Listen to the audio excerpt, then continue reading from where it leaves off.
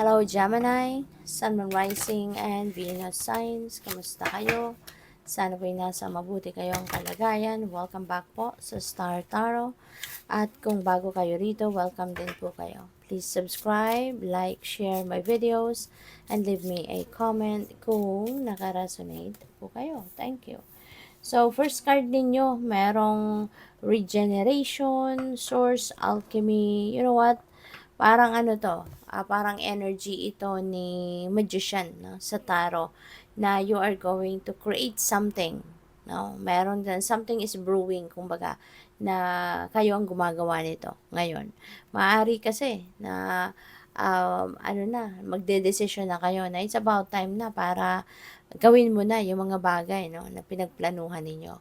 Maaaring hindi mo ginagawa in the past, mga nakaraan, kasi siguro ano ka, hindi ka pa sigurado, or maaaring hindi ka pa kampante sa sarili mo, hindi ka pa confident, hindi ka pa, parang nagdadalawang isip ka siguro, 'di ba? May hesitation, may procrastination. Pero ngayon, siguro ano mo na, mara-recognize mo na, no, ang mga nangyayari sa paligid mo, parang kumbaga naka-align, no, doon sa plano mo. Kaya you're going to take advantage of this. And kung ano man itong gagawin mo sa ngayon or sisimulang gawin, this is something na magpapabago ng iyong sitwasyon. Magpapabago ng takbo ng buhay ninyo. You know? So, ano ka, there is patience dito na kailangan mong gawin. There's a lot of patience kasi whatever this is that you are brewing for yourself, hindi ito madali. You know, hindi ito magiging madali para sa'yo. Kasi, di ba, good things really, takes time. But, ang importante dito, ginagawa mo na. Or magsisimula ka ng gumawa ng mga bagay. You're starting to take action towards this change. So, yun ang importante. So, what else we have? Cutting cords, quickness and action. Ayan. So, napakaganda rin ito. Kasi marirealize mo na dito, no, na merong mga tao, merong mga bagay, situation sa buhay mo na kailangan mo nang tanggalin, kailangan mo nang baguhin, kailangan mo nang i-release kasi hindi na to nakakabuti sa'yo or hindi na to nakakapagdulot ng magandang um, epekto, 'di ba, sa buhay mo. Kaya this is good, no, na you are going to release something or someone in your life at hindi ka na magpapatumpik-tumpik pa. Hindi mo na to papatagalin pa, na figure out mo na, no? You've already figured out na itong taong ito, tanggalin ko na to sa buhay ko. Alisin ko na siya sa buhay ko. 'Di ba? Yung bagay na to, stagnant energy na lang ang hatid nito sa buhay ko. Kaya tatanggalin ko na to. So, you are figuring out things, people, and situations that doesn't serve your highest good anymore. Kaya puputulin mo na ang connection mo dito and hindi ka na magtatagal pa, you know. Once na na-figure out mo na, you're going to take action towards that. No? Tatanggalin mo na yan sa buhay mo. So, which is really good. Kasi when you are releasing something, di ba, ibig sabihin na you are making room for something new. And the universe will recognize that, no? Yung action na gagawin mo, na pag-disconnect mo, 'di ba? Pag-detach mo sa mga bagay, tao or situation na hindi na nakakatulong sa iyo, 'di ba? Mapapansin ng universe 'yan, no? Na handa ka na sa pagbabago. Handa ka na sa kumbaga pag-aayos ng buhay mo. So, we have the song Trash, Voice, Poetry, Life. So, this is good, Gemini. Magkakaroon na kayo din ng lakas ng loob ngayon na i-voice out, no? Iparating, i-communicate sa mga tao sa paligid mo kung ano ang mga bagay na gusto mong iparating sa kanila. Kung ano man yung mga saloobin mo, ano man yung iniisip mo, this time you are going to share that with other people.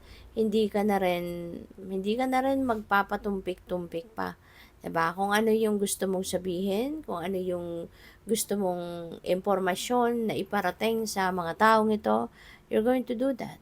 Hindi ka na dito mag-sugarcoat, hindi mo na to wala nang pagpapatumpik-tumpik pa na gagawin kayo rito. So, good luck sa'yo. So, tignan natin kung ano pa yung mga messages para sa'yo.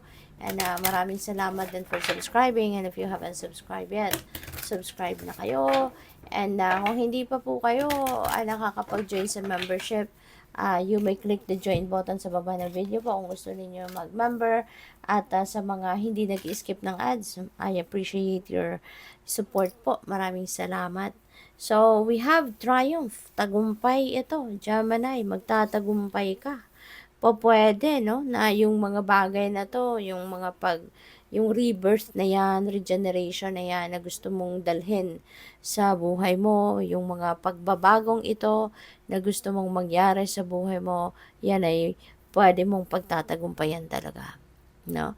You are going to do anything and everything in your power dito para pagtagumpayan mo yan.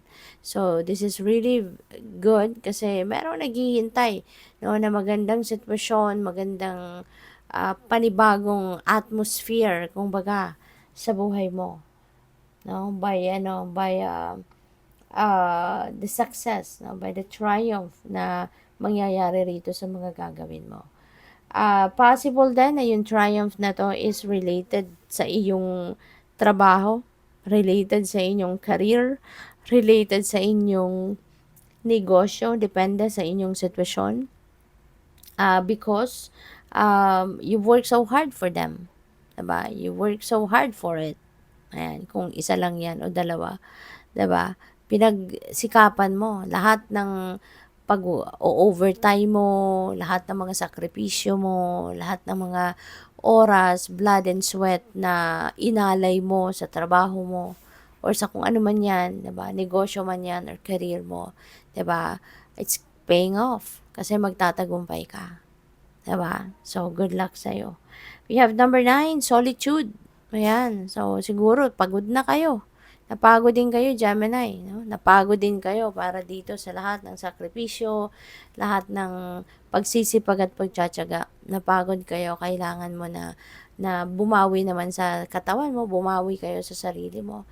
Mag-solitude ka. Spend time alone para mas mabilis kang makarecover, mabilis kang makapag-replenish ng lost energy mo when you are doing it on your own, when you are doing it by yourself. Para walang istorbo, wala mo nang kausap, 'di ba? Wala mo nang mangi-istorbo sa'yo. So, spend time by yourself. And new beginnings. Napakaganda nito kasi magsisimula ka ng bagong ganap. 'Di ba? New beginnings kasi meron kang regeneration which is a new beginning. Meron kang cutting cords, no? Kapag when you are cutting cords with something or with someone, puputulin mo yung connection mo. You are cutting the connection between you and something or between you and someone.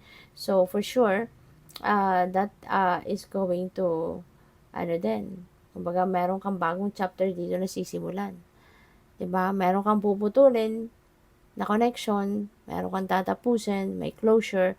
So definitely meron nag-aantay diyan na bago. Meron nag-aantay diyan na new chapter sa buhay mo.